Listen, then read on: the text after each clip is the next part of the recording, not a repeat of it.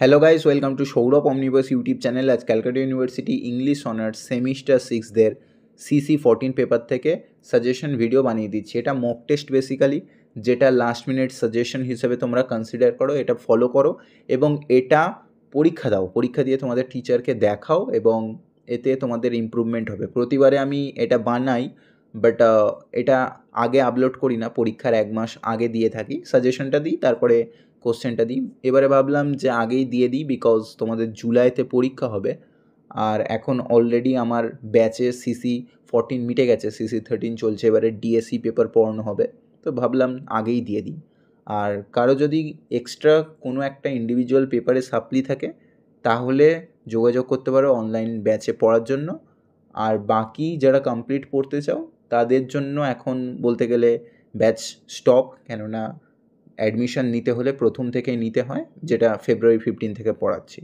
যাই হোক, সেটা বাদ দাও। এবারে তোমাদের এই পেপারে কী কী গুরুত্বপূর্ণ কোশ্চেন সেগুলো সম্বন্ধে বলি। আর কেউ নোটস নিতে চাইলে নিচে হোয়াটসঅ্যাপ নাম্বার দেওয়া আছে, যোগাযোগ করতে পারো।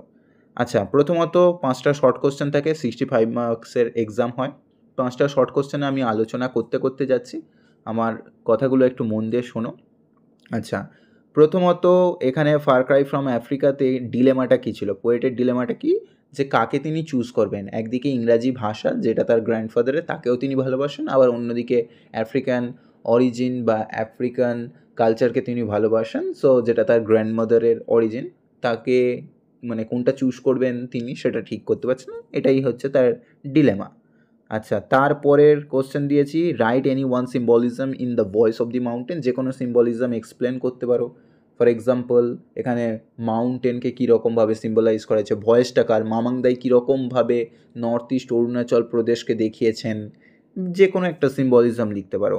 তারপরে from where the title things fall apart taken, কোথা থেকে নেওয়া হয়েছে জানো, যে WB ইয়েটসের কবিতা দ্য সেকেন্ড কামিং থেকে নেওয়া হয়েছে। কবিতাটাও খুব সুন্দর কবিতা। Turning and turning in the widening যায়, the falcon cannot hear the falcon, আর things fall apart, mere anarchy loose upon the world. So এই যে থিংস ফল অ্যাপার্ট, সেখান থেকে নেওয়া হয়েছে। আচ্ছা, তারপরে স্যান্টিয়াগো কেন স্লটার হয়েছিল, ওয়াই স্যান্টিয়াগো ওয়াজ স্লটার্ড।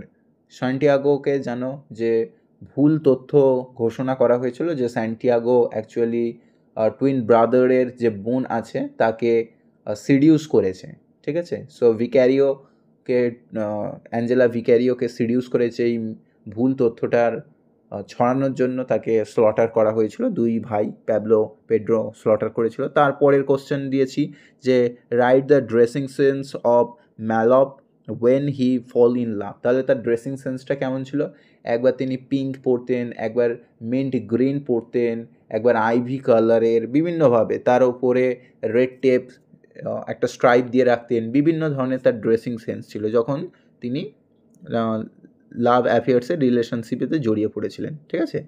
খুব সুন্দর কবিতা, পড়ে দেখবে। রিভলভিং ডেজ ভিডিও বানানো আছে, তোমাদের সেমিস্টারের সমস্ত ভিডিওই বানানো আছে, আমার চ্যানেলে প্লে লিস্টটা চেক করো, ঠিক আছে, প্লে লিস্টে সমস্ত এগুলো পেয়ে যাবে।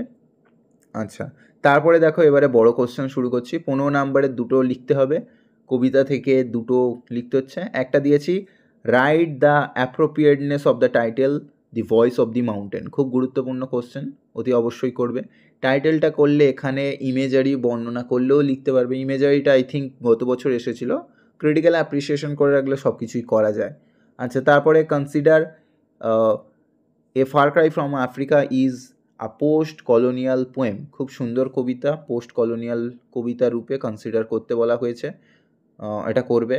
তারপরে দিয়েছি 3-এর কোশ্চেনটা, consider Neruda's tonight I can write is a poem of conflict between love and despair. এখানে লাভ অ্যান্ড ডেসপেয়ারের মধ্যে কম্বিনেশন দেখতে পেয়েছি।